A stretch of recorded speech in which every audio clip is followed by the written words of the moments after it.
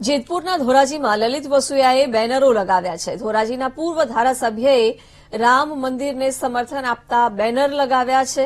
રામ મંદિરની પ્રાણ પ્રતિષ્ઠા અંગેના બેનર લાગતા અનેક તર્ક વિતર્ક સર્જાઈ રહ્યા છે।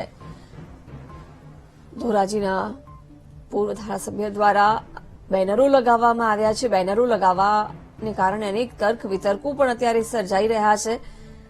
ધોરાજીના પૂર્વ ધારાસભ્યએ રામ મંદિરને સમર્થન આપતા બેનરો લગાવ્યા છે। રામ મંદિરની પ્રાણ પ્રતિષ્ઠા અંગેના બેનર લાગતા અનેક તર્ક વિતર્ક સર્જાઈ રહ્યા છે।